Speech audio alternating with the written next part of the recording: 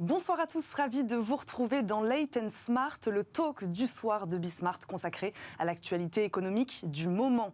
Au sommaire de cette émission, le boom du paiement sans contact en France. Alors qu'il n'était qu'un tiers à l'utiliser avant la crise, les Français sont aujourd'hui plus de la moitié à s'en servir. Une augmentation non sans conséquence puisque dans son rapport, la Banque de France alerte sur les risques de fraude. Nous interrogerons nos invités sur les effets de ces nouveaux usages. Également ce soir, une accalmie, celle de la dette des entreprises. Après avoir atteint des records en 2020, 13 500 milliards de dollars au niveau mondial, leur endettement total ne devrait pas augmenter cette année. Pourquoi ? Les entreprises vont-elles se servir de ces liquidités disponibles pour investir ? Réponse tout à l'heure. Enfin, la bataille sur la taxation des multinationales continue. Alors que le G20 se réunit en fin de semaine dans l'espoir de conclure un accord, les débats sont loin d'être terminés. Des récalcitrants restent à convaincre pour la mise en place de cet impôt minimum sur les bénéfices d'au moins 15%. Nous analyserons ces obstacles et nous nous projetterons aussi sur les retombées économiques d'une telle mesure. Ils sont deux à nous accompagner ce soir. Juliette Daboville, fondatrice et dirigeante de l'Espace Dirigeant Conseil. Bonsoir. Bonsoir. Merci d'être avec nous. Denis Ferrand nous accompagne également. Vous êtes évidemment directeur général de Rexecode. Merci d'être là. Bonsoir. On commence comme chaque soir, bien sûr, cette émission avec l'apéritif du jour.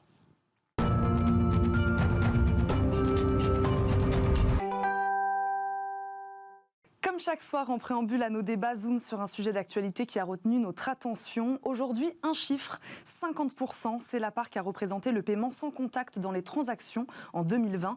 Le résultat du rapport annuel de la Banque de France, une nouvelle habitude non sans conséquences, puisque dans ce même rapport, la Banque de France alerte sur les risques de fraude. La fraude sur la carte a représenté 473 millions d'euros, contre 470 millions un an avant. Une hausse contenue, certes, mais qui pousse à redoubler d'efforts sur les dérives liées à des transactions de plus en plus dématérialisées. Avant la crise, seulement un tiers des paiements réalisés se faisaient sans contact. Comment expliquer cette accélération, Denis Ferrand ? Il y a plusieurs critères qui sont intervenus. Le premier, c'est déjà le changement de seuil. Rappelez-vous, au début de passer de 30 à 50 euros. De 30 à 50, donc ça explique probablement une bonne partie de la marche d'escalier qui a été franchie.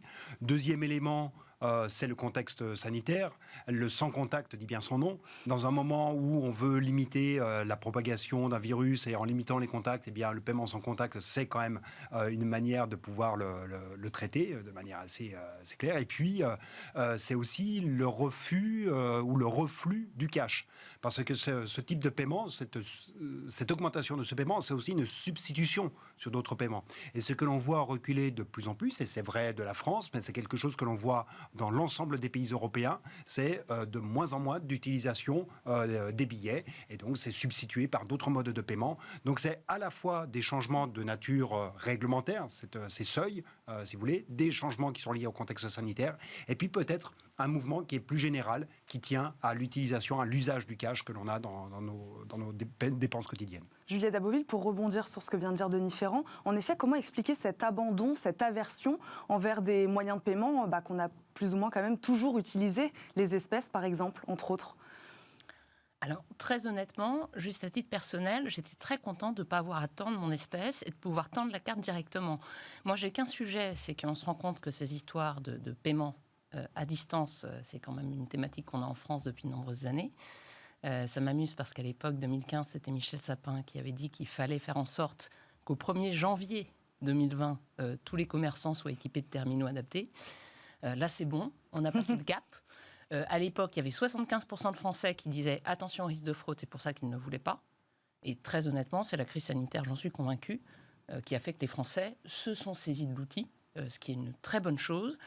Et j'espère qu'on va aller un tout petit peu plus loin. Et j'espère que bientôt, on n'aura plus non plus ni le petit ticket qu'on vous remet à la caisse et qu'on pourra potentiellement aussi suivre pour améliorer justement sur l'empreinte fraude, avoir une meilleure gestion quand même de l'utilisation de sa carte bleue, parce qu'il y a aussi de nouveaux moyens de fraude qui sont mis en place face à ces utilisations. Donc je me souvenais, là je crois que c'était dans le tramway de Toulouse, où il y avait des hommes qui se promenaient parmi les citoyens présents, avec un terminal de paiement qui se collait aux citoyens en se disant « hop, ça va déclencher un paiement ».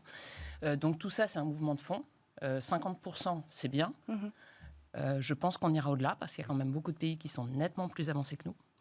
Et j'espère qu'on arrivera à développer tous les services qui vont avec, qui permettent de limiter les fraudes et une bonne utilisation. C'est ce que vous dites, ils s'en sont saisis, mais est-ce que ça va rester? Parce que vous avez tous les deux parlé de cette crise sanitaire. En effet, on n'avait peut-être pas envie à un moment d'échanger des billets, mais post-crise sanitaire, est-ce que ces moyens de paiement vont rester ou même augmenter, Denis Ferrand? Oui, ils vont continuer à se développer, parce que ça vient aussi en complément d'une tendance de fond qui est les paiements sur Internet.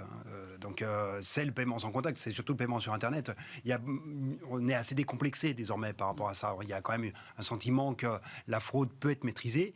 Et alors, je n'ai pas en tête les chiffres, mais j'aimerais bien voir ce que peuvent représenter les chiffres de la fraude, avec l'exemple de Toulouse, par rapport au vol de cash qui peut exister. Et à mon avis, on est dans des proportions qui sont bien moindres au regard de la fraude sur le sans contact. Je suis complètement d'accord. Et moi, j'avais compris justement de la Banque de France qu'en fait, le sans contact, il y avait une vraie baisse des cas de fraude par rapport aux cas de fraude qu'on a pu avoir sur les chèques. Sur les chèques, par exemple. Ou sur les virements sur la période. Tout à fait. Et les virements interentreprises, je veux dire, on a quand même eu des désorganisations pendant la crise qui ont compliqué la gestion de tous les virements, etc. Donc ça peut expliquer une partie de ces fraudes.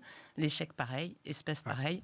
Donc le sans contact, oui. Et il y a encore des choses à faire. Mais c'est marrant comment on explique ce paradoxe, Juliette Daboville, d'une multiplication de ces moyens de paiement dématérialisés. Et en fait, ils sont peut-être plus sûrs, finalement, que des anciens modes de paiement, comme les chèques. C'est paradoxal. C'est paradoxal, oui et non, parce qu'ils ont quand même bien renforcé aussi des systèmes d'information liés justement au second contact. Je veux dire, on a tous reçu nos petits messages. Donc ils ont pris le sujet à bras-le-corps ? Ils ont pris le sujet à bras-le-corps. Il y a encore des choses à faire. La route est encore longue. Mais il y a vraiment de vrais changements qui ont été faits sur la période, et les acteurs financiers en place ont fait ce qu'il fallait pour pouvoir accompagner le changement. Est-ce que tous les acteurs financiers ont fait leur rôle, Denis Ferrand ? La Banque de France juge dans ce même rapport que certaines banques remboursent trop lentement, voire pas du tout, les paiements contestés par leurs clients. Est-ce que selon vous, les banques jouent bien leur rôle ici ? Alors, je n'ai pas d'éléments pour le juger, donc mais on voit bien que c'est... Il faut une mobilisation de tous les acteurs. En tout cas, c'est un des points durs qui reste encore à lever, c'est effectivement ce temps de latence sur le règlement des contentieux qui peut intervenir. Voilà, c'est un work in progress d'une certaine façon. Donc, mais on voit que cette crise, en fait, sur beaucoup d'aspects, ça a été un accélérateur de transformation, et celui-ci, c'en est un exemple qui est quand même caricatural, parce qu'effectivement, il y a des choses qui se passent, et donc toute l'architecture ne suit peut-être pas complètement au même rythme. Le changement des usages, c'est une affaire de temps qui devrait pouvoir se résoudre assez rapidement. Juliette Daboville, il nous reste une minute. Est-ce que l'enjeu est le même pour le consommateur lambda et les entreprises ? Il y a aussi un enjeu pour les entreprises sur la fraude. Quelle est la différence ou le point commun ? Alors, pour moi, l'enjeu n'est pas le même parce qu'il n'y a pas les mêmes usages, et je pense que le consommateur, justement, doit être accompagné un peu plus sur ses usages et sur les problématiques qui se posent à lui. Donc, très honnêtement, c'est pour ça que je suis une fervente défenseur on supprime tous les papiers. Et en revanche, on pourrait peut-être même repenser la protection du consommateur dans le cadre, parce que typiquement, si on est capable d'avoir du paiement sans contact, où on n'a plus de papier, où on a des alertes qui arrivent directement sur les mobiles, sur vous avez tel budget, il est dépassé là, est-ce que vous êtes sûr de vouloir faire tel achat, etc. On va peut-être repenser tout un cadre qui aujourd'hui est axé protection du consommateur, dans un système qui sera plus sain, qui accompagnera mieux, et qui peut vraiment faire sens. Et vous prenez le tramway de Bruxelles, qui avait développé justement le paiement sans contact à l'époque. Ça s'est très très bien développé. Pourquoi ? Parce que le coût du ticket, quand vous le prenez sans contact, est bien sûr moins élevé que le coût du ticket que vous prenez en papier. Donc tout ça, ce sont des changements d'usage. Il faut laisser le temps de transformation. Ce qu'on disait tout à l'heure, 2015...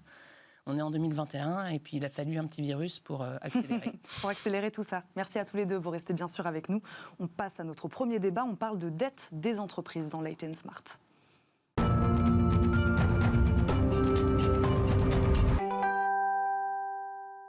Notre premier débat ce soir sera consacré à la dette des entreprises. Après la flambée de 2020, une accalmie est finalement prévue cette année.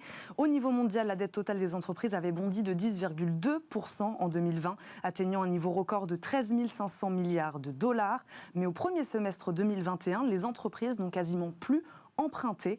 Denis Ferrand, si elles n'empruntent plus, c'est qu'elles commencent à dépenser ce qu'elles avaient emprunté avant, ces entreprises ? Oui, vous avez tout à fait raison de faire le rapprochement entre la dette et la dépense, parce que ce qui a été tout à fait spectaculaire au cours de l'année dernière, je vais prendre des exemples français plus précisément, c'est qu'en même temps qu'il y a eu cette augmentation de l'endettement, vous avez eu l'augmentation du cash dans les entreprises qui était quasiment de la même proportion. Ce qu'il faut regarder, là on parle de dette brute, c'est-à-dire les émissions, les emprunts qui sont effectués, mais il faut regarder la dette nette.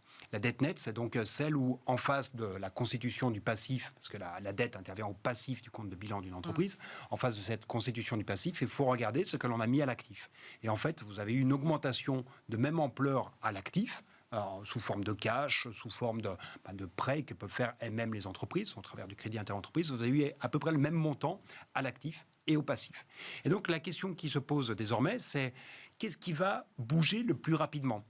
On est dans un moment de reprise économique. Dans une reprise économique, et qui est quand même forte, qui est soutenue, dans une reprise économique... Qui pourrait être stoppée par une 4e vague, bon, on n'espère pas. Non, regardez l'effet des deuxièmes, puis des troisièmes vagues ont été de plus en plus amortis. L'impact qu'ils ont eu sur l'économie, en fait, va en s'atténuant, et tant mieux.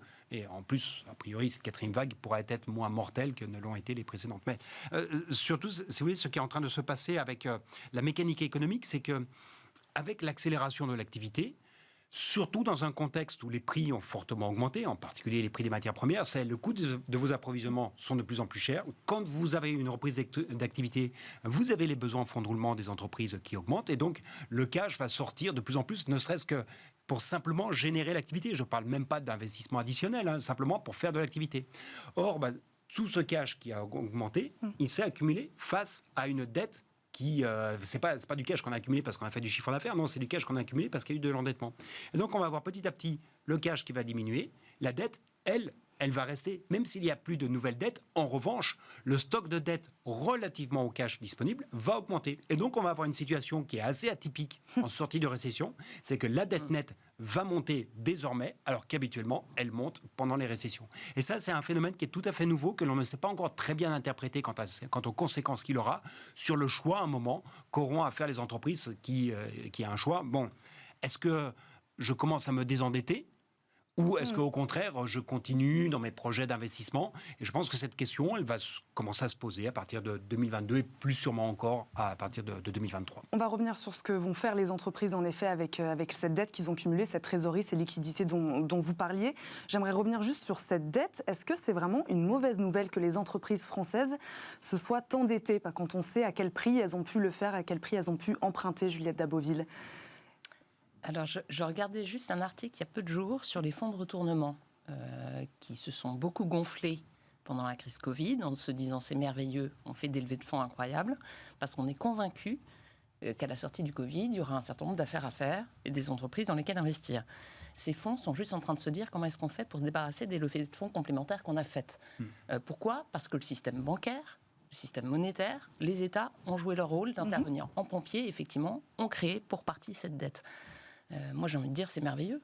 On a la chance d'être dans des endroits où les entreprises ont été soutenues en urgence, avec toujours la question qui est, est-ce qu'on n'a pas trop soutenu et on n'a pas eu des critères sélectifs suffisants, mais j'ai envie de dire, il y a eu une intervention en urgence, c'est ça ce qui est important. Et effectivement, la vraie question qui va se poser aujourd'hui, ça va être potentiellement les entreprises qui sont toujours un petit peu embêtées avec la 4e vague, des secteurs qui vont rester fermés et autres, de se dire, celle-là, il faudra effectivement qu'il y ait quand même une question de dette supplémentaire qui se pose, mais ce sera sans doute une dette plus sélective, et c'est les positions aujourd'hui, pour avoir des critères qui permettent vraiment de distinguer entreprises viables qui ont des difficultés de celles qui ne le sont pas et qui, in fine, doivent aller là où elles doivent aller. De différence sur cette même question, sur la dette actuelle des entreprises, est-ce qu'on peut parler de bonne dette, selon vous ?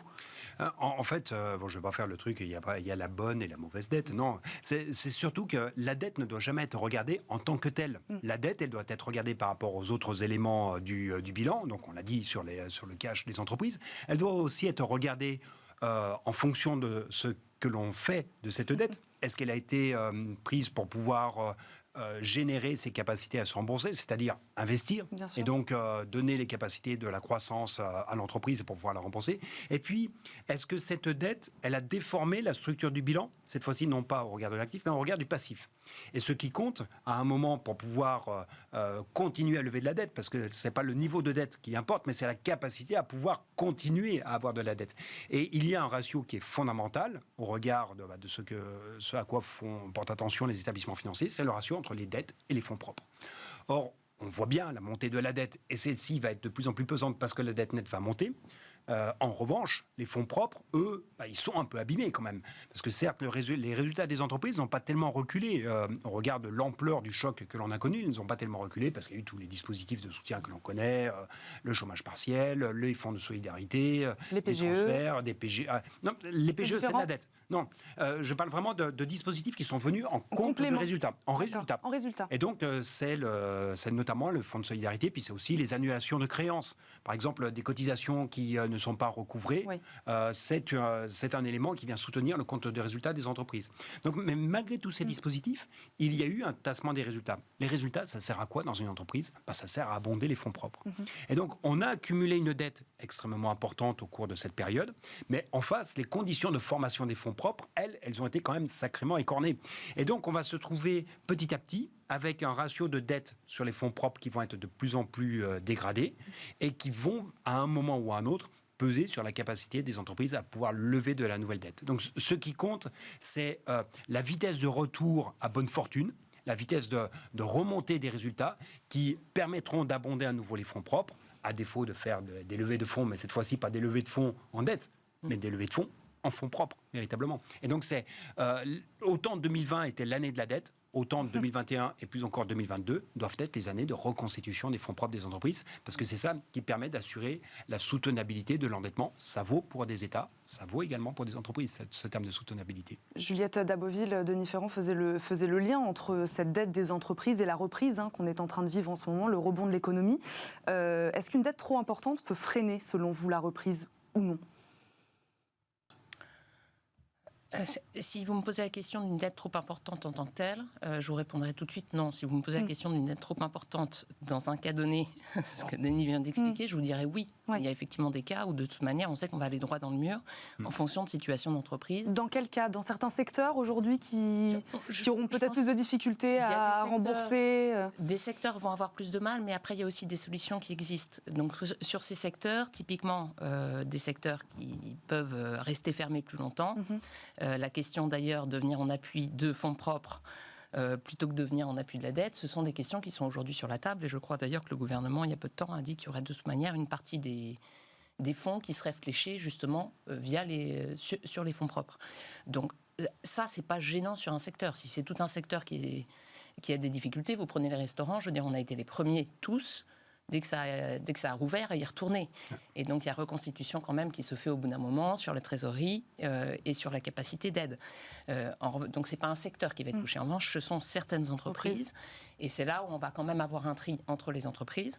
Et là où il faut faire attention, c'est que les entreprises qui soient touchées, parce que de toute manière, il y en aura, ça n'influence pas trop le moral et la confiance des Français et des citoyens d'une manière générale, pour être sûr qu'on garde aussi le levier côté trésorerie, clientèle classique, qui continue à soutenir. Denis Ferrand. Oui, le problème n'est pas tant un problème sectoriel. Le problème est vraiment à l'intérieur d'un secteur. Vous pouvez avoir des entreprises qui n'ont aucune contrainte financière et d'autres qui s'en sortent bien. Et justement, ça va poser une question qui est en creux autour du thème de la dette. C'est qu'on voit bien monter le thème du il n'y a qu'à abandonner la dette, faire un write-off et l'oublier. Oui, mais alors là, on a introduit un biais de concurrence absolument incroyable. Et là, c'est un nid à contentieux. Enfin, les tribunaux de commerce vont être saturés de problèmes avec des abandons de créances qui viendront en fait introduire un biais de concurrence dans un marché. Non, donc cette dette devrait être remboursée par les entreprises. Cette dette devrait être remboursée, il faut prendre le temps, c'est le retour à bonne fortune, c'est un équilibre de bilan, c'est un retour à des résultats qui sont positifs, qui permettent de donner de l'horizon. Ce qui compte, c'est d'avoir justement le temps, et d'ailleurs, ce qui s'est fait sur les PGE, ça a été plutôt des allongements des délais de grâce. On est passé dans un premier temps, il fallait commencer à rembourser au bout de terme d'un an, on est passé désormais à 2 ans. Est-ce qu'on ira au-delà des 6 ans qui était le terme initial des PGE? Peut-être, je ne sais pas. En tout cas, on s'est donné le temps de faire les ajustements plutôt que de faire les renonciations. Peut-être des renonciations sur des secteurs. Si c'était uniquement un secteur qui était touché, alors là, oui, on peut peut-être réfléchir parce qu'on ne met pas un biais de concurrence. Mais quand c'est dans l'intra-sectoriel, alors là, ça devient compliqué. Vous avez un peu posé la question, vous aussi tout à l'heure, Juliette Daboville, est-ce qu'on a soutenu les entreprises françaises de la bonne manière? Vous avez un peu posé la question. Est-ce que l'État a laissé assez de temps, assez de temps aux entreprises pour rembourser leurs échéances? Je ne vous laisse même pas le temps de poser la question. Oui. Oui. Oui. On a eu une chance incroyable. Je veux dire, il y a eu une réaction en urgence de l'État français qui est venu soutenir toutes les entreprises. Donc après, pas trop, hein, c'est ce que vous disiez tout à l'heure, trop, pas assez, non, pas trop. Non, je dirais pas trop, je dirais pas assez, parce que c'est toujours facile, vous savez, de reconstituer l'histoire après coup. Donc moi, j'ai juste envie de dire, il y a eu une réaction en urgence, des process qui ont été mis en place en urgence. Il y a des endroits où, effectivement, on a tous entendu parler d'entreprises qui ont eu plus de difficultés à avoir les bonnes aides, les bons niveaux d'aide, où ça ne s'est pas passé comme ça devrait se passer. Moi, je dis juste, la perfection n'est pas de ce monde. En revanche, je trouve qu'on a beaucoup de chance de vivre dans un pays où l'État a pu intervenir aussi vite, sans se poser de questions, et a pu soutenir toute l'économie. Et ce pourquoi l'économie est repartie aussi vite, et ce pourquoi des fonds de retournement que je vous citais tout à l'heure, ont finalement eu moins de business que ce qu'ils espéraient, c'est aussi parce que, et c'est justement parce que l'État a joué son rôle. Donc ça, je pense qu'il ne faut surtout pas réécrire l'histoire après coup. La vraie question qui se pose, c'est maintenant, et c'est d'aider les secteurs qui en ont vraiment besoin, et de se poser la question là avec une analyse beaucoup plus fine, parce que maintenant, on connaît, je veux dire, le confinement, on en a eu un certain nombre, la crise du Covid, on connaît, d'autres crises, on sait comment réagir, et donc être capable vraiment d'avoir des matrices plus précises pour être sûr qu'on ne va pas continuer à soutenir des entreprises qui ne doivent pas être soutenues et donc empêcher d'autres entreprises qui, elles, le mériteraient de l'être plus pour être sûr de garder cette soutenabilité. Denis Ferrand. Oui, peut-être simplement un point justement pour apprécier l'impact de cette dette. En 2009, l'investissement des entreprises avait reculé de 11%. Pour une récession, pour une contraction de la valeur ajoutée des entreprises qui était de 3% à peu près. Là, cette fois-ci, l'investissement des entreprises a reculé. Oui, pourquoi l'investissement recule? Parce que c'est le poste de dépense sur lequel les entreprises sont en capacité d'arbitrer. Il a reculé, oui, mais il a reculé de 7% pour un recul de la valeur ajoutée qui était de 9%. Et en fait, donc vous voyez d'un côté 11 contre 3, de l'autre 7 contre 9. Et j'oublie de dire le signe moins devant. C'est bien parce qu'il y a eu ces facilités d'accès à la liquidité, cette possibilité de s'endetter. Il ne peut pas y avoir trop de liquidité, Denis Ferrand. Trop de liquidité, sauf à imaginer qu'on est prêt à accepter que l'investissement, on casse complètement la capacité d'investir et que dans ce cas, on ne se prépare pas les possibilités de rebondir ultérieurement. Donc oui, on aurait pu très bien mettre moins de liquidité, mais surtout, non, ce qu'il fallait faire, c'est qu'on n'était pas dans une crise économique, on n'était pas dans une crise financière, on était dans une crise sanitaire, et donc il fallait déployer des outils spécifiques, et surtout des outils qui permettent de se donner du temps après pour pouvoir faire le tri qu'évoque Juliette sur ce que l'on peut faire entre les entreprises qui sont à sauvegarder et celles qui étaient déjà probablement chancelantes au départ et dont la situation ne s'est certainement pas améliorée pendant la période du Covid. Juliette Daboville, on a commencé un peu à aborder la question. À quoi va servir cette dette? Alors aujourd'hui, aux entreprises, la dette qu'ont les entreprises aujourd'hui, à quoi va-t-elle servir? Aux investissements, mais peut-être pas que? Alors, aux investissements, oui, certainement. Il va y avoir d'autres sujets, parce qu'on parlait de capitaux propres tout à l'heure, et quand on parle de capitaux propres, la notion d'actionnaire n'est jamais bien loin. Versement des dividendes. Versement des dividendes, programme de rachat d'actions pour renforcer aussi un peu. Peut y avoir d'autres questions qui se posent effectivement sur ce volet-là. Après, j'espère que l'équilibre sera bien fait au niveau de chaque structure, entre les investissements pour préserver, surtout dans un contexte qui a quand même bien changé, où on a forcément aussi d'autres méthodologies industrielles à mettre en place. Donc il y a quand même des gros volets d'investissement à faire pour répondre à de nouveaux enjeux qui sont devenus encore plus prégnants à la sortie de la crise sanitaire. Quel domaine, Juliette Daboville? On imagine un peu digitalisation, entre autres, il y en a d'autres. Digitalisation, climatique, je veux dire, de toute manière, aujourd'hui, ce sont des domaines sur lesquels on ne peut plus faire l'impasse. Ouais. Donc de toute manière, il faut aller vers un changement de l'économie sur ces sujets-là. Ça passe par un changement des outils de production, ça passe par un changement des forces vives même. Les forces du travail doivent aussi se réapproprier. Il y a des enjeux de formation au niveau des personnes, qu'elles soient capables de se réapproprier tous ces nouveaux enjeux. C'est pas évident d'accompagner toute une nation sur cette voie-là. Et donc il faut laisser aux entreprises la possibilité d'investir dans ces domaines pour être sûr que celles qui sont compétitives aujourd'hui le seront toujours dans 5 ans, dans 10 ans. Denis Ferrand. Un chiffre pour appuyer ce que vient de dire Juliette, un chiffre que je trouve simplement hallucinant dans une période de récession. L'investissement aux États-Unis dans les produits, dans les matériels d'information et de communication, les ordinateurs, les périphériques, enfin tout ce que vous voulez, c'est plus 24% l'année dernière. Sur les seuls ordinateurs, c'est plus 36% au cours de l'année dernière.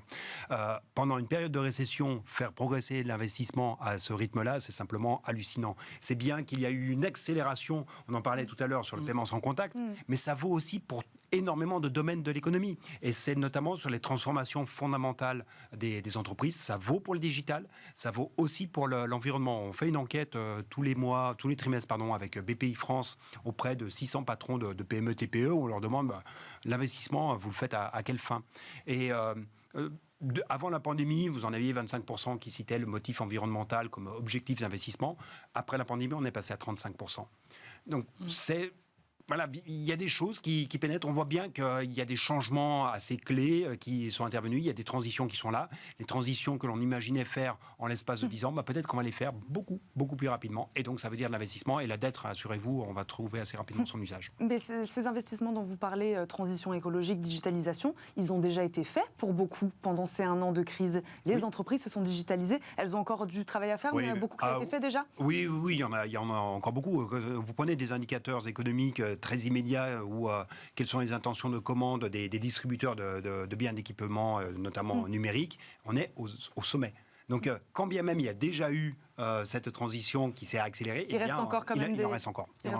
Il reste encore des choses à faire, Juliette Daboville, sur la transition écologique, sur la digitalisation des entreprises. Et cette dette va servir à ça. Je pense qu'il reste encore beaucoup de choses à faire. Et puis, je pense aussi qu'on est au début d'autres choses. Parce que quand on parle même de transition écologique ou quand on parle de digitalisation, ce qui est vrai aujourd'hui, les sujets qu'on est en train de regarder, pour partie, sont déjà un peu has-been quand même. Ouais. Donc, je veux dire, il faut quand même investir vraiment pour être capable non seulement de traiter ce qui a été identifié aujourd'hui, mais pour être capable de rester fer de lance sur les sujets qui arriveront dans 10 ans, dans 15 ans. Parler d'intelligence artificielle aujourd'hui, on parle d'intelligence artificielle, ça veut tout dire, ça veut rien dire. Parler de 5G aujourd'hui, ça veut tout dire, ça veut rien dire, on parle déjà de la 6G. Donc, il y a un moment, il y a quand même d'autres enjeux en fond de toile qui sont des investissements long terme et sur lesquels on ne peut pas faire d'impasse. Économie verte, vous prenez le secteur de l'énergie, on voit bien en ce moment on est en train de se battre à Bruxelles au niveau du nucléaire, pour quelle place dans la taxonomie, etc. Je veux dire, il va y avoir des enjeux au niveau de chaque entreprise pour s'approprier les enjeux d'énergie verte. Donc, il y a beaucoup de mouvements derrière, les transports, etc. Donc tout ça arrive, tout ça se cumule de plein fouet, en plus avec des changements de mentalité, de culture de travail, de la part des collaborateurs à l'issue de cette crise. Donc ça fait quand même beaucoup de choses. Et puis Denis Ferrand, il y a l'État aussi qui va se placer, il y a un plan de relance qui est prévu, c'est-à-dire que lui aussi va accompagner les investissements des entreprises sur ce genre de domaine. Oui, mais avec un point... Ça va se rajouter aux investissements des entreprises. Oui, non, mais disons que le plan de relance, c'est du carburant en plus. C'est ça. Mais l'intention première, ça reste quand même les choix de transition des entreprises. Et beaucoup de ces transitions sont aussi financés par du haut de bilan. Certes, on mobilise de la dette, mais c'est le haut de bilan, c'est-à-dire les fonds propres. Ce qui fait quand même normalement la transformation d'une entreprise, c'est un pari que prend l'entrepreneur, et ce pari, il le prend sur les fonds propres, bien plus qu'il ne le fait financer par de l'endettement. D'où aussi, pour cette accélération, ce maintien d'un rythme élevé pour la transition, ce besoin d'avoir des fonds propres de manière assez importante, et pas seulement de la dette. Il faut avoir vraiment l'équilibre bilanciel. Merci beaucoup à tous les deux. On passe maintenant à notre deuxième débat de la soirée.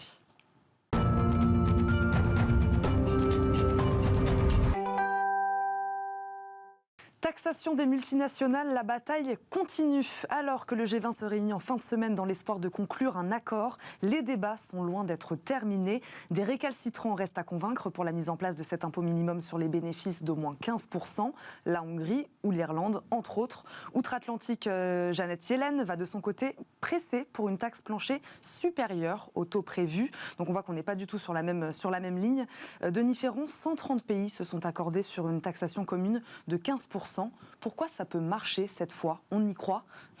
Oui, quand il y a un leadership qui est américain sur cette question, ça change déjà quand même sacrément les lignes. Et on voit bien que ce leadership, d'ailleurs, fait même bouger l'Irlande, ce que nous avions été incapables de faire, même en 2008, quand l'Irlande était à genoux et réclamait des aides européennes. Donc voilà, ce qui compte dans ce type de mesures, c'est la détermination. Et la détermination américaine, je crois, là-dessus, est assez nette. D'autant que 15% sera toujours moins que le taux de taxation qu'il y a aux États-Unis. Le taux de taxation, il est à 21%. En tout cas, il a été porté à 21% par Donald Trump. Il était à 35% avant. Il y a une volonté des Américains de le faire remonter, non pas à 35%, mais plutôt à 28. Enfin, on ne sait pas encore où le curseur va s'arrêter. Là, on est dans le débat qui se fait au Congrès. Mais ce qu'il faut regarder dans les 130 pays, en fait, ce qui compte, c'est qu'il y en a au moins un qui s'appelle États-Unis, qui est dans le paquet. Vous pouvez réunir, alors non pas la Barbade, non, mais vous pouvez réunir uniquement quelques pays européens, quelques pays africains, ça ne vous fera pas une détermination pour faire bouger les lignes. Là, quand c'est les États-Unis qui le font et qu'il n'y a pas non plus une opposition frontale de la part de la Chine, eh bien, ça peut avancer quand même assez clairement. Pour rester là-dessus, Denis Ferrand, sur Joe Biden, pourquoi a-t-il été l'instigateur, selon vous, de cette taxe à 15%? Il marque quand même une rupture avec l'identité américaine sur cette question-là. En fait, c'est qu'il y a une érosion de sa base fiscale par cet intermédiaire. C'est qu'il y a quand même une relocalisation des recettes fiscales qui intervient par l'intermédiaire de ce dispositif. Donc, c'est tout ce que... l'idée, c'est que une entreprise américaine qui paye 4% de taxes sur ses impôts à l'échelle mondiale, eh bien, aura à payer la différence pour faire en sorte qu'elle arrive à 15 points. Et donc, ça vous fait des recettes fiscales additionnelles qui viennent sur le territoire américain. Donc, c'est un jeu qui est quand même un intérêt bien compris, dans un moment, dans un contexte où il y a une aspiration à un rééquilibrage de la distribution de richesses, et notamment, alors là, c'est pas la question des taxations des plus riches qui est en question là-dessus, mais ça participe de ce mouvement qui est quand même assez général, qui n'est pas du politiquement correct et qui est simplement d'essayer de resserrer un petit peu l'éventail de répartition qui s'est quand même sacrément ouvert au cours des dernières années. Juliette Daboville, quels seraient les obstacles à mettre en place cette mesure, qui pourraient empêcher cette mesure d'être mise en place ? Alors, aujourd'hui, très honnêtement, le seul obstacle que je vois, et je pense que ce n'est pas un vrai obstacle, parce que sur les pays qui ont refusé de signer pour l'instant l'accord de l'OCDE, effectivement, on a l'Irlande, mais l'Irlande a un taux très bas, et c'est essentiellement pour attirer des entreprises américaines. Donc, oui, j'imagine que la Hongrie n'est pas d'accord, peut-être pas pour les mêmes raisons que l'Irlande. Alors, c'est pas du tout les mêmes profils. Ouais. Donc, vous avez effectivement l'Irlande, et là, c'est la question du deal qui sera fait et de la nouvelle politique fiscale qui sera mise en place aux US. Et donc, forcément, l'Irlande reverra aussi sa copie en fonction des résultats de cette nouvelle politique fiscale. Vous prenez la Hongrie, je veux dire la Hongrie, c'est juste parce qu'on a un taux absolument ridicule aujourd'hui, donc en fait ça s'assimile à un paradis fiscal, donc je veux dire il y a juste un moment au sein Europe, il va bien falloir avancer. Oui. Les quelques paradis fiscaux qui ont dit non pour l'instant, en fait ils ne sont pas si nombreux que ça.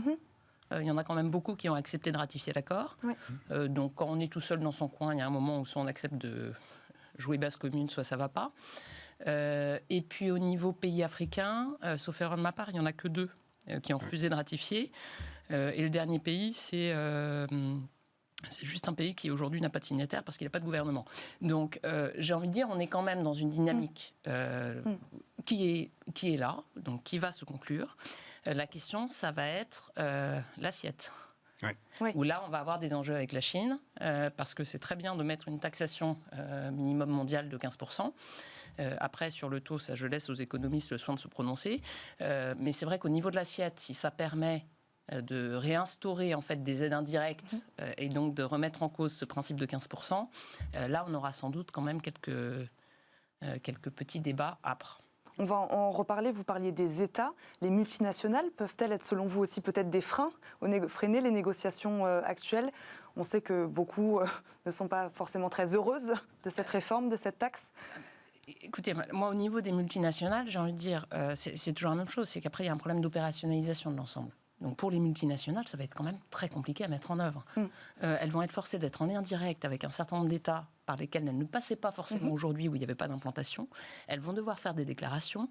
Il va falloir faire attention parce qu'il y a quand même des risques de contentieux après dans des pays qui n'étaient pas forcément des pays où le relationnel pouvait être très facile pour ces multinationales-là. Donc c'est quand même très compliqué pour elles. Mais il y a un moment, il faut quand même qu'on se pose la question de savoir pourquoi tout ça est fait. Il y a effectivement des sujets financiers au niveau des États. Donc les États-Unis vont récupérer un bout. En France, on va récupérer un bout aussi sur les 15%. Et concrètement, sauf erreur de ma part, je crois que les stats qui avaient été donnés, c'est ce qu'on va récupérer comme montant. 6 milliards. Deux tiers des 6 milliards, en fait, viennent tout simplement des filiales de groupes français implantés dans des paradis fiscaux. Donc c'est le juste retour. Donc c'est un juste retour des choses. Donc j'ai envie de dire, une fois qu'on a dit ça, il faut quand même qu'on traite un petit peu les sujets d'éthique qui sont derrière. On est en situation de crise, il y a beaucoup d'États qui sont dans des situations absolument catastrophiques, avec des révolutions humaines, sociales qui sont derrière. Si on peut remettre un tout petit peu d'éthique dans la finance, et c'est qui est le cadre de l'accord ici, où justement il y a en plus des taux différents pour permettre aux États qui sont plus petits, qui ont besoin de soutien pour le développement, de bénéficier de plus de retour fiscal que les gros États. On a mis de côté tout ce qui était industrie extractive, ce qui est très important pour les pays, zone Afrique, Sud-Est, etc., et qui en ont besoin pour vivre. Donc j'ai envie de dire, on remet de l'éthique dans la finance, on se réjouit. Bravo.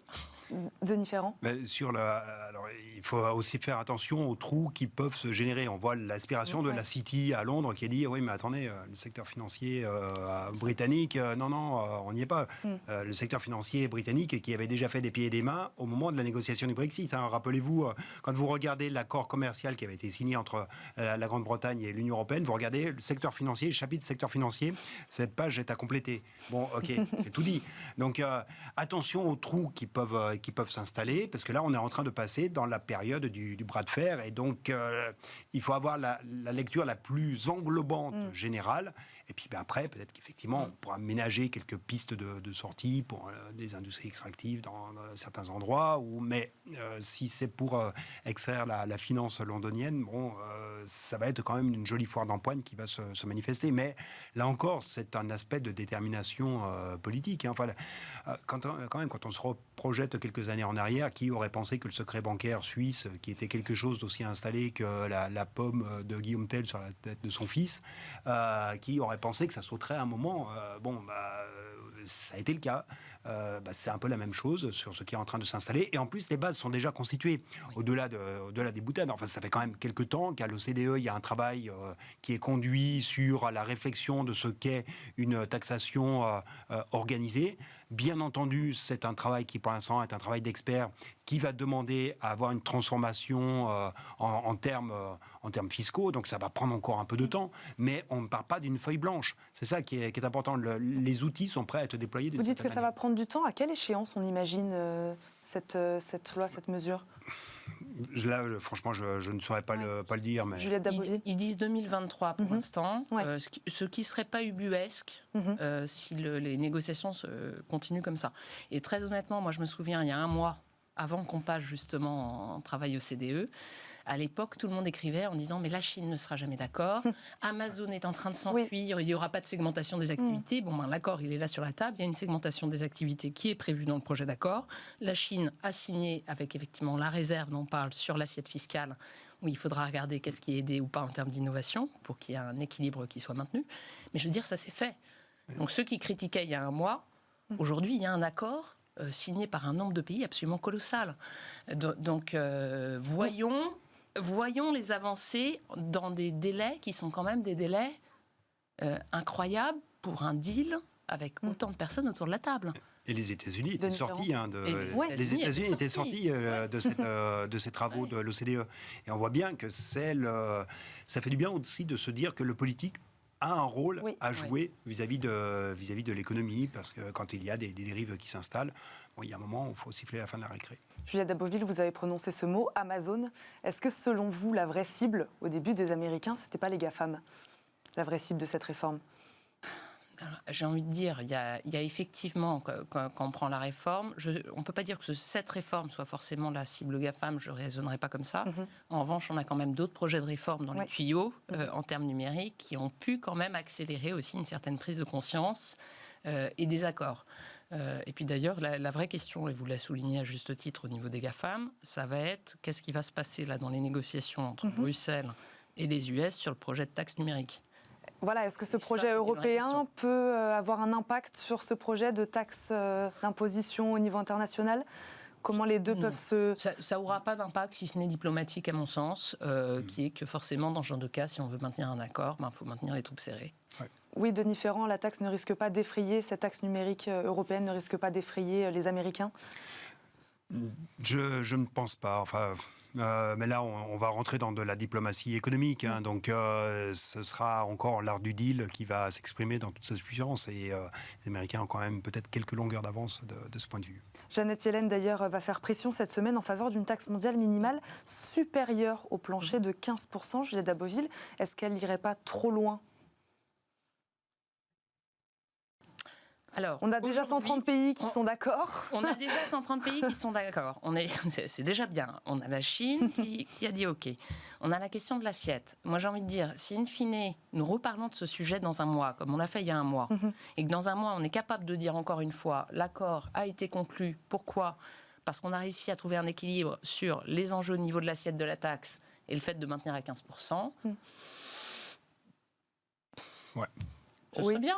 Oui, Denis Ferrand, là-dessus. Oui, non, mais c'est exactement ça. C'est-à-dire, il ne faut pas se focaliser uniquement sur le taux. Ce qui compte, c'est effectivement les trous que l'on va installer dans la raquette, le traitement des intérêts d'emprunt, des choses de ce type-là, comment on comptabilise les actifs immatériels. Enfin, il y a énormément de choses qui sont en question et qui peuvent être des trous dans l'érosion de la base fiscale. Le rapport BEPS, c'est le Base Erosion Protection Scheme. Donc, qui dit bien son nom, c'est vraiment travailler sur ce qu'est la base fiscale. Et ça dit bien que ce qui compte, OK, dans les médias, ce qui est parlant, c'est le taux. Ce qui compte, c'est ce qu'on met dans la base.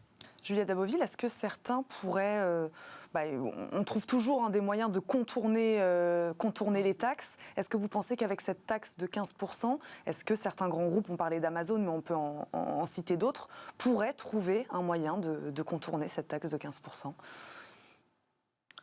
Quand c'est trop Comment simple, se prémunir de c'est trop ça clair, en fait, ça n'existe pas. Donc forcément, il y aura toujours un certain nombre d'entités, qu'elles soient d'ailleurs publiques ou privées, qui tenteront de contourner des réglementations existantes. Et j'ai envie de dire, c'est ça ce qui est merveilleux avec des réglementations, c'est que ça peut évoluer. Et quand on parlait justement de ce projet-là OCDE, sur les pays africains qui n'étaient pas très contents, il n'y a pas eu de sujet sur le taux de 15%, mais c'est sur l'autre aspect de la réforme, qui est vraiment de taxer les profits des 100 plus grosses entreprises mondiales, où là, la question s'est posée pour des pays africains de dire, s'il vous plaît, baissez-nous le chiffre d'affaires de ces sociétés, qu'on puisse avoir une assiette plus large d'entreprises qui soit taxé. Et il y a eu un accord qui a été mis en place en disant on met une clause de revoyure dans 7 ans pour voir si oui ou non on change le chiffre d'affaires au niveau de la base. Donc il y aura forcément des évolutions. J'ai envie de dire, créons déjà un cadre. Nous avons la chance là d'avoir réussi à créer un cadre commun dans un contexte géopolitique compliqué, qui arrive à mettre en place non seulement des mécanismes financiers qui font sens, mais également des mécanismes éthiques pour un meilleur partage de la valeur au niveau mondial, dans une situation mondiale qui est particulièrement compliquée et où beaucoup de gens souffrent aujourd'hui.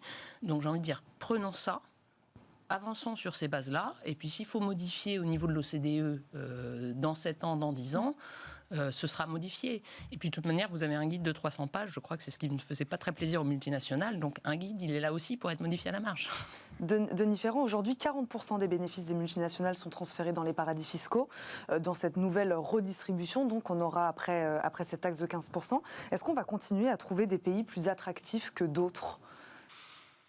Oui, s'il y a si on crée quelques niches, c'est justement la difficulté de créer des exemptions, c'est que vous avez, ce faisant, vous mettez un coin, et donc en général, on s'engouffre quand il y a un coin qui est ouvert.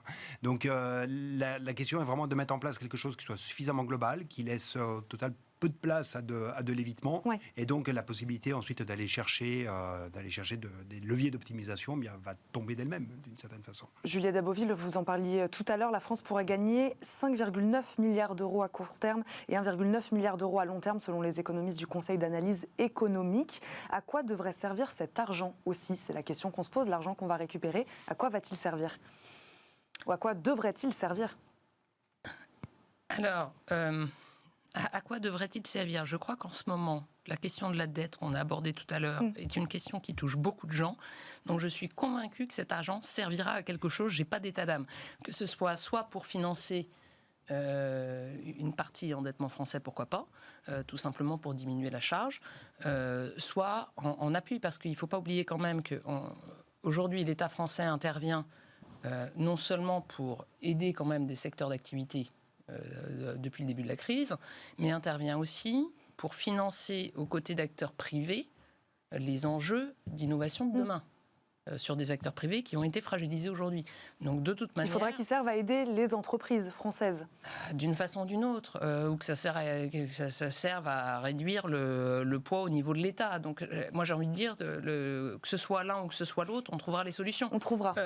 Regardez, je veux dire, le projet de taxe numérique européen, il a été fléché au début en disant c'est merveilleux, ça va nous permettre de financer le plan de relance européen. C'était ce qui était mis en premier lieu. Mais j'ai envie de dire que cet argent serve à épurer d'une certaine façon la dette des plans de relance, ou qui serve à soutenir les investissements qui seront faits pour continuer à faire des entreprises résilientes, l'un ou l'autre... On rejoint notre premier débat. Denis Ferrand, sur cet argent qu'on va récupérer. Oui, en fait, j'ai toujours beaucoup de précautions devant l'idée de l'affectation d'une recette spécifique. Parce que c'est souvent l'employer au moins 4-5 fois, lui trouver 4-5 usages qui font que on a les déceptions parce qu'on n'a pas la recette qui correspond au montant de dépenses. Donc, une recette fiscale, elle va dans un pot commun qui est l'ensemble des recettes dont dispose la puissance publique pour exercer les prérogatives que lui confient les citoyens. Voilà, c'est ça le principe fondamental. Donc que cette recette, elle vienne d'un prélèvement additionnel désormais sur les... Enfin, additionnel, non pas additionnel, mais d'un nouveau prélèvement qui permet de l'évitement fiscal, ou qu'il provienne du simple impôt sur le revenu que l'on paye en tant que citoyen, peu importe. Ce qui compte, c'est vraiment la masse de recettes que l'on collecte sur l'ensemble de l'économie au regard des usages que l'on veut assigner à la puissance publique. Et attention à vouloir trop penser l'affectation a priori d'une recette, un peu à l'exemple de ce qui se fait effectivement pour le plan de relance.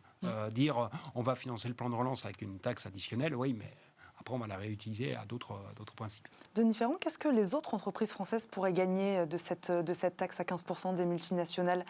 Est-ce que plus de justice, qu'est-ce qu'elles pourraient gagner, ces entreprises françaises? Ça peut réintroduire des conditions de concurrence peut-être un petit peu plus équitables.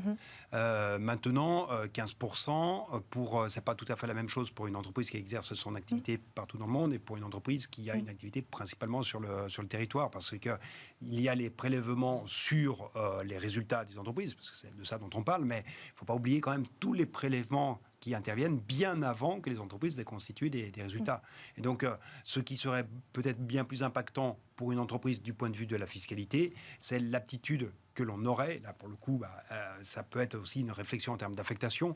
Si on a une recette additionnelle, 5,9 milliards qui intervient, est-ce que ce n'est pas l'occasion, dans ce cas, de baisser les recettes par ailleurs, c'est-à-dire qu'on reste à ISO recettes pour ISO dépenses, mais ce faisant, bien, le 5,9 milliards, il a permis d'avoir une baisse de prélèvements qui interviennent avant même que les entreprises n'aient pu faire du résultat. Ce sont l'ensemble des impôts sur la production que l'on connaît bien et qui sont une joyeuse spécificité de l'économie française.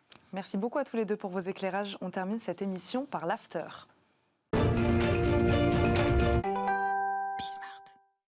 Plusieurs sujets nous intéressent ce soir. Les soldes d'été d'abord. Ils ont démarré depuis près d'une semaine déjà et le bilan est plutôt mitigé. Les ventes sont 15 à 20% moins élevées que lors de la première semaine des soldes de 2019 selon la Confédération des commerçants. Elles sont tout de même en hausse par rapport à 2020. Denis Ferrand, comment expliquer ce bilan? Est-ce que les craintes autour d'une reprise de l'épidémie freinent-elles Freine-t-elle la frénésie consommatrice des Français? Non, je ne pense pas que ce soit cet élément-là qui joue. Je pense que déjà, les soldes, c'est quelque chose qui est très installé dans la représentation, mais il y a quand même de plus en plus des ventes privées qui interviennent avant les soldes. Et donc, vous avez peut-être un déplacement. Donc c'est quoi? C'est quelque chose qui s'essouffle alors? En tout cas, c'est intéressant de regarder les soldes en tant que tels, mais regardons dans ce cas, est-ce que les ventes qui se sont faites au mois de juin sont beaucoup plus faibles, sont beaucoup plus faibles qu'en 2019, puisque c'est ce point de comparaison qui est effectué. Et donc il faut regarder la lecture non pas sur une période bien identifiée, mais bien sur l'ensemble des périodes observées. Maintenant, ce que l'on observe sur la période actuelle, c'est que quand vous regardez les indices de confiance des ménages, ils remontent en flèche. Il y a plutôt une perception de ce que le chômage ne va pas monter. Donc on se dit, a priori, c'est propice à avoir un petit peu d'accélération de la dépense. Mais et puis le pouvoir d'achat est resté intact, c'est même embelli. Tout à fait. C'est ce qui est étonnant.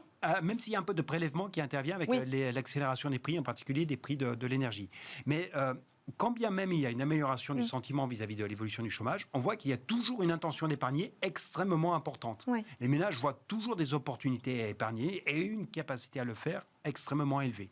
Donc on a des phénomènes qui jouent, qui limitent la conso. Et puis attention aussi à la profonde transformation du budget des ménages. Quand vous regardez, il y a des choix budgétaires qui ont radicalement changé. Si vous allez interroger des fabricants, des enseignes de bricolage, elles ne vous disent pas que la consommation est pas bonne.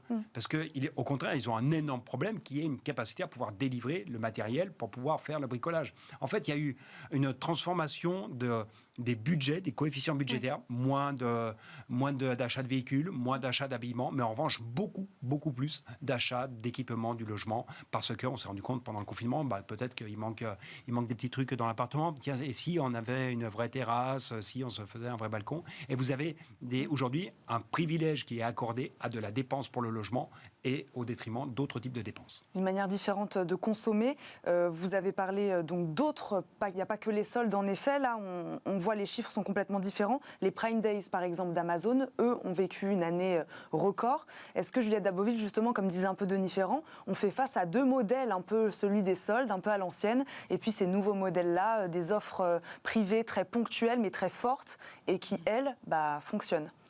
Alors, je pense qu'il y a quand même plusieurs choses. Il y a effectivement, le développement de l'e-commerce sur la période, et puis le modèle vente privée, qui a effectivement eu un boom sur la période. Ce que Denis disait, je suis complètement d'accord. Il y a aussi une question de choix des ménages qui est un peu différent.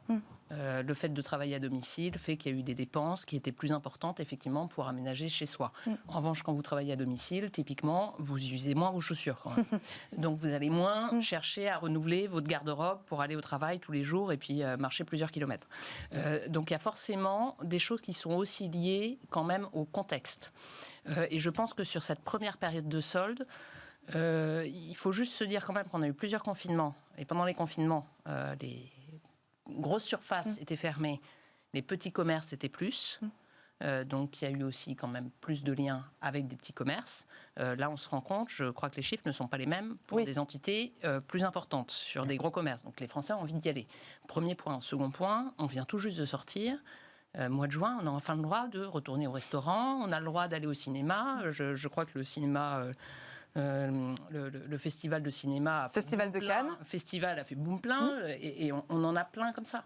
Donc il y a juste aussi un tempo qui se met en place là qui est un peu différent. Les Français sont fatigués, laissons-les partir en vacances. Je pense qu'ils continueront à consommer sur leur lieu de vacances. Et il faut tenir compte, pas simplement d'un changement d'usage durable comme le e-commerce, comme les ventes privées, qui ont marqué autre chose, mais également de quelque chose de plus conjoncturel qui est lié tout simplement aux ouvertures-fermetures. Et donc, dès qu'on peut retourner au cinéma, c'est la priorité. Priorité à la culture. Autre sujet que nous voulions aborder ce soir, l'économie, une science de plus en plus empirique. On a vu Denis Ferrand, que vous aviez retweeté, cet édito de Jean-Marc Vittori dans Les Échos. La pandémie aurait accentué le grand tournant des économistes vers une approche de plus en plus empirique qui s'appuie sur l'expérience et l'observation. Donc, l'épidémie a-t-elle été un choc pour les économistes, Denis Ferrand ? C'est une tendance qui est déjà installée depuis pas mal de temps. Alors comment est-ce que ce tournant vers l'empirisme est mesuré? C'est en regardant le contenu des papiers de nature scientifique, en tout cas les papiers qui sont publiés dans des revues à comité de lecture. Est-ce qu'ils ont un contenu empirique, donc à exploitation de données importantes? Est-ce qu'ils ont un contenu empirique? Est-ce que ce sont plutôt des papiers de modélisation plus théoriques? Et en fait, là, on voit qu'au fur et à mesure des années, la proportion des travaux de nature empirique va en s'accroissant. Donc vous avez une transformation dans le type de production. Et puis, vous avez cette accélération qui est intervenue de manière toute récente avec la pandémie. Moi, dans mon usage, dans ma pratique de prévisionniste, j'ai utilisé des données dont je ne soupçonnais pas l'existence jusqu'il y a peu.